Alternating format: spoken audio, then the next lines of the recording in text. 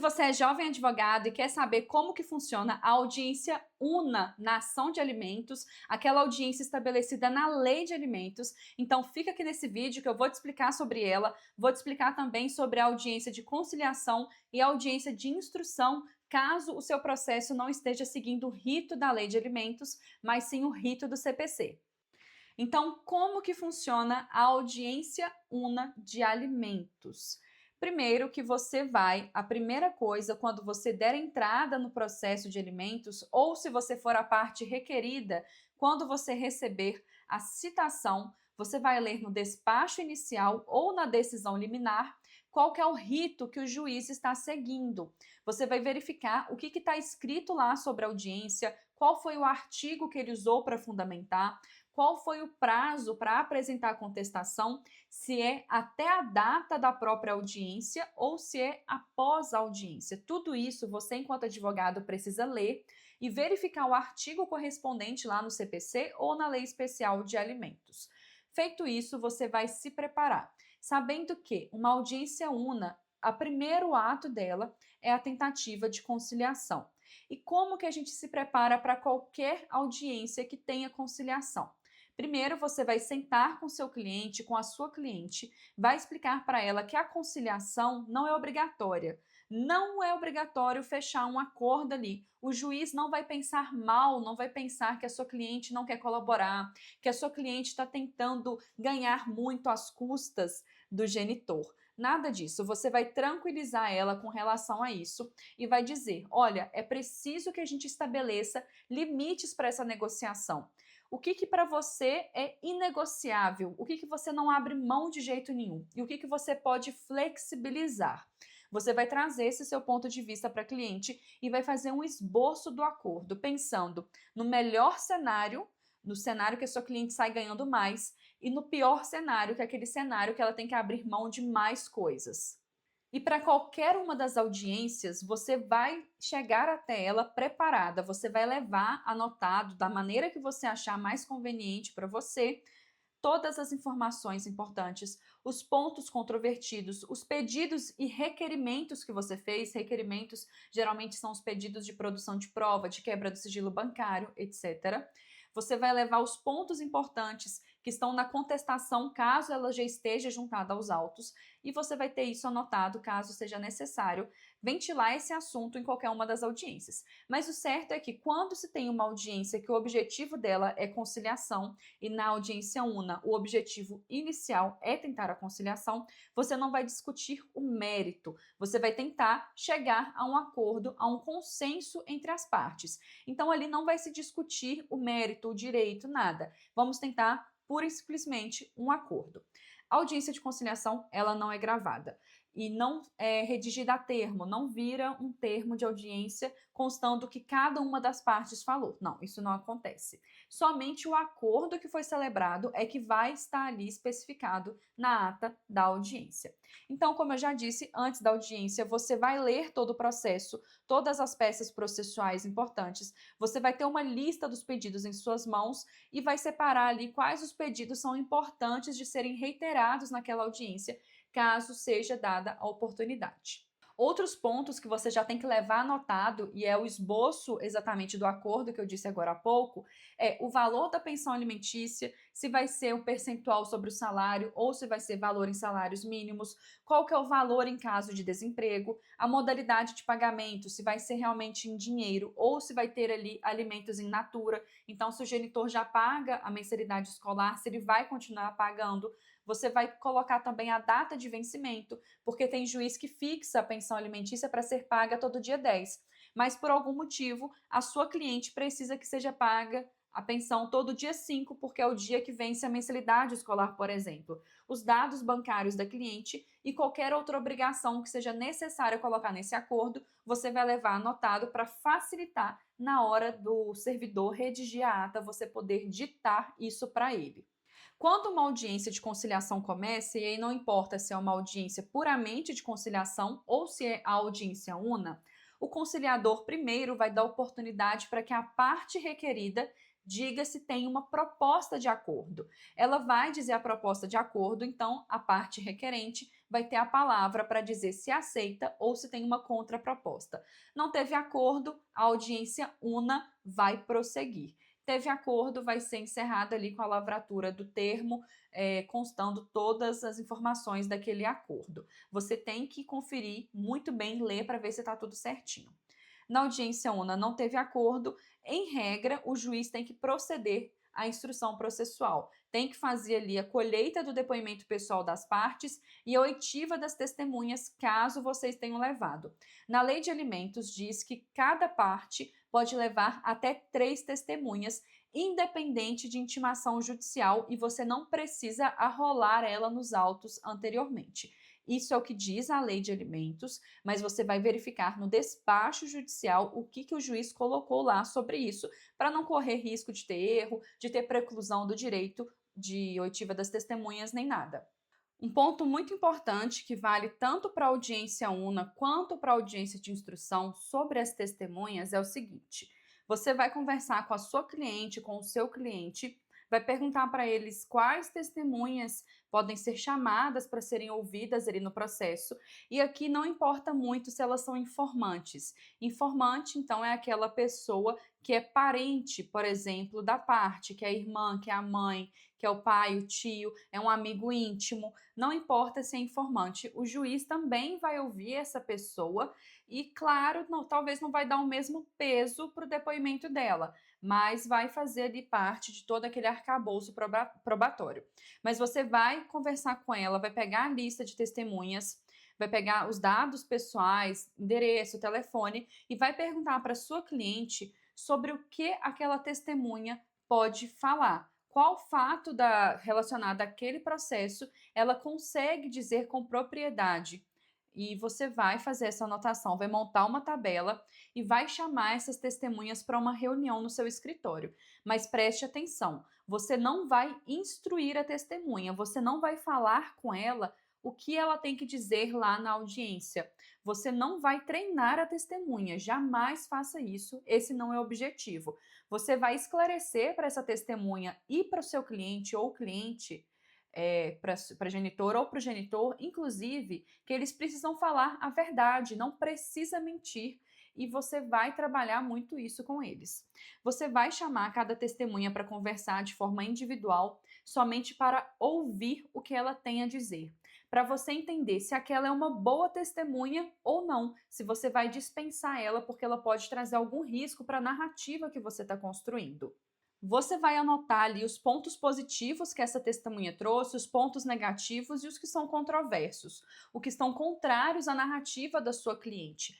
Ponto negativo, por exemplo, se é uma testemunha que defende muito a sua cliente, se ela compra a briga da cliente, compra as dores da cliente, se ela fala, não, esse genitor é um vagabundo, ele tem que se lascar. Essa testemunha, ela não é muito adequada para estar lá na audiência de instrução, porque ela vai perder credibilidade, o juiz vai ver que ela está sendo muito passional. A testemunha, para ela funcionar bem dentro de um processo, ela precisa contar a situação como se ela nem conhecesse muito aquela pessoa, como se ela não conhecesse muito a genitora ou o genitor, como se ela fosse simplesmente uma espectadora de fora. Mas ela pode dar detalhes, ela pode contar tudo que ela sabe. O que ela não pode é ficar falando muito emocionalmente, sabe? Ela não pode falar, como o exemplo que eu dei, ou ela não pode ficar dizendo muito, ai, pobre coitada da genitora, minha amiga, ela penou na mão desse homem enquanto eles foram casados e agora ele tá fazendo ela sofrer mais. Não, a gente não quer essa narrativa muito emocional para o processo. Tem que tomar muito cuidado com isso porque o juiz pode interpretar de uma outra maneira. Você vai anotar então quais são os pontos positivos que a testemunha trouxe, você vai verificar se ela sabe dizer, contar com detalhes, datas, informações, se ela sabe que o genitor anda em determinado carro, se ela já viu o genitor fazendo determinada coisa, que ela sabe que o genitor trabalha em uma empresa, que ele diz que é a empresa dele. Tudo isso você vai anotar para na hora que for para a audiência você ter ali um certo controle sobre o que está acontecendo. E você já vai deixar a sua cliente preparada também para que ela dê o depoimento pessoal dela, caso a parte contrária requeira ou caso o juiz peça diga que quer colher o depoimento pessoal da sua cliente. Você vai dizer para ela a mesma coisa, que ela não precisa mentir, ela pode dizer tudo que for necessário para ajudar ali na demanda. Você vai conversar com ela, se ela te contar alguma coisa que talvez possa prejudicá-la, você vai falar: olha, não foque tanto nesse ponto. Então você vai ter um bate-papo e sempre reforçando: não queremos mentira dentro desse processo.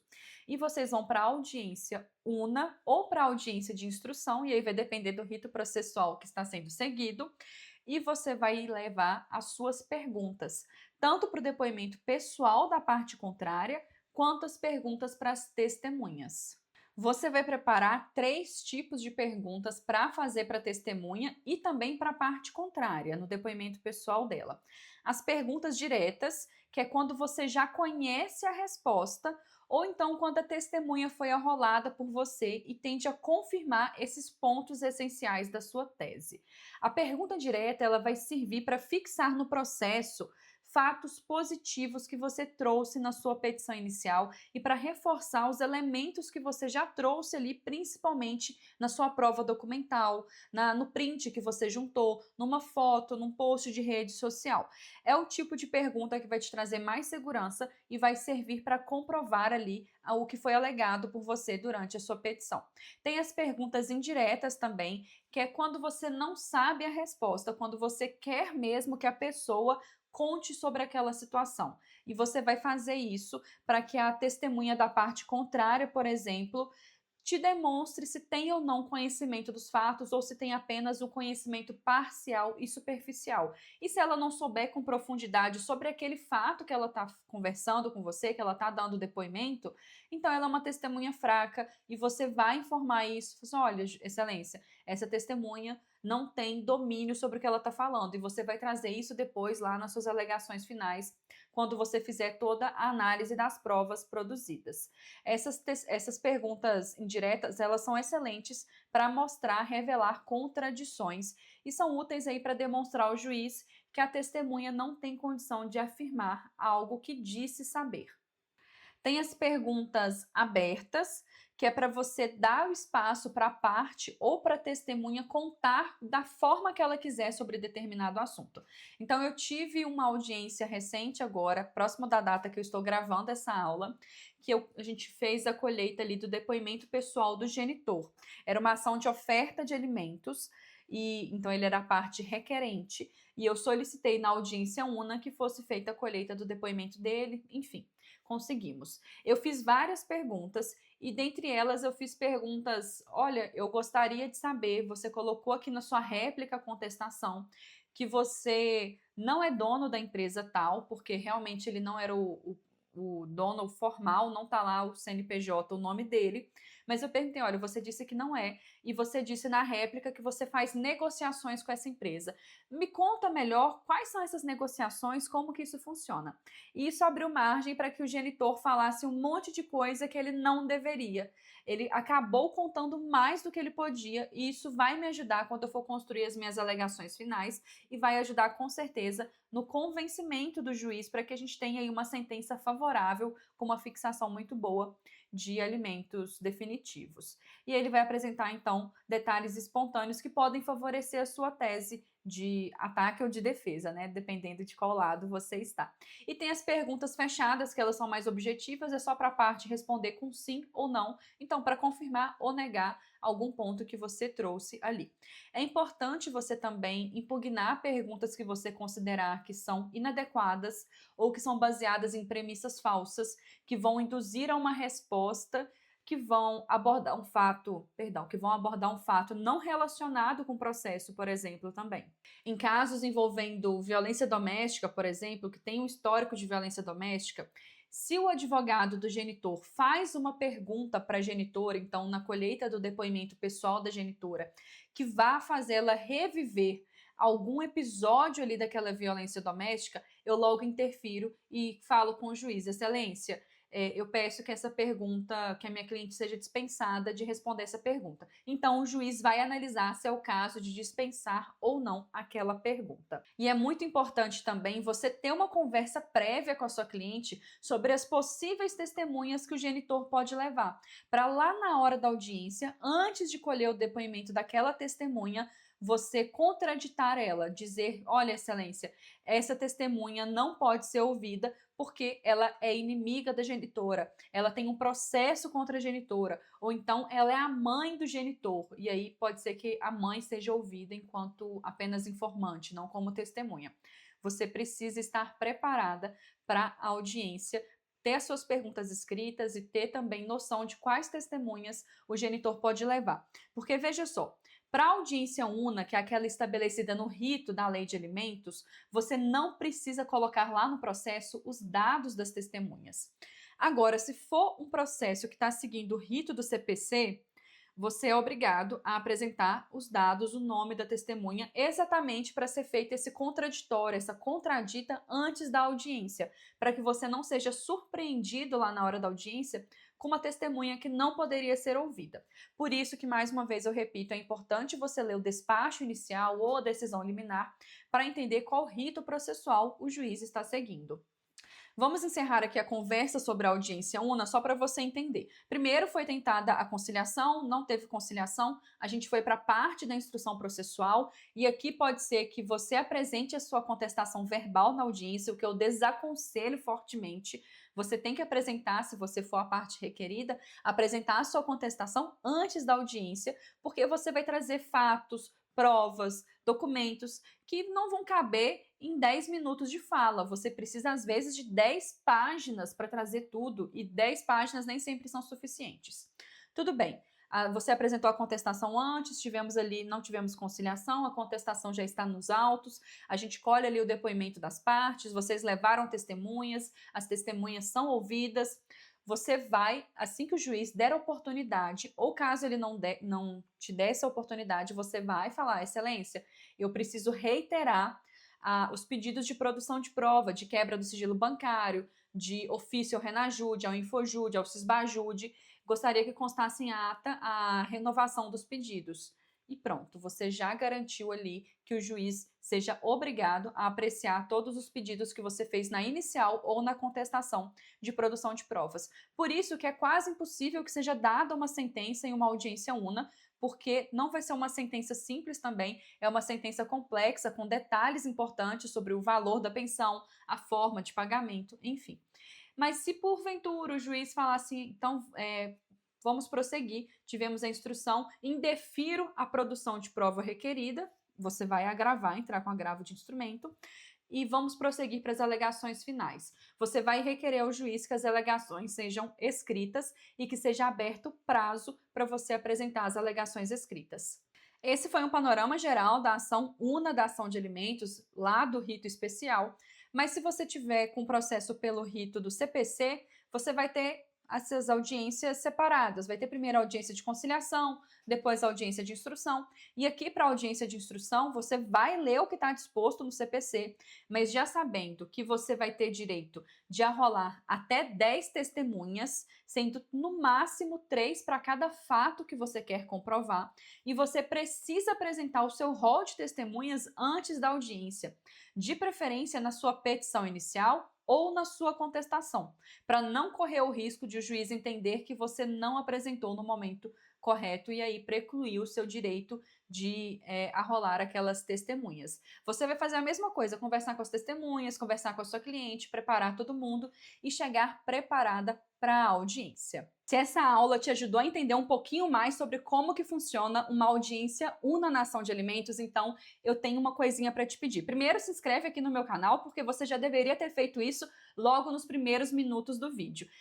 Depois, vai lá no meu Instagram, o link tá aqui embaixo, me manda uma mensagem no direct dizendo que você assistiu o meu vídeo aqui no YouTube e me pedindo a planilha de gastos para pensão alimentícia. Porque olha só, quando você vai para a audiência de conciliação, quando você vai dar entrada no processo de alimentos, vai fazer a sua petição inicial, você precisa ter uma planilha de gastos da criança para fortalecer o pedido de alimentos. E eu te dou essa planilha de graça para você poder montar e conversar com a sua cliente e trazer mais segurança para você.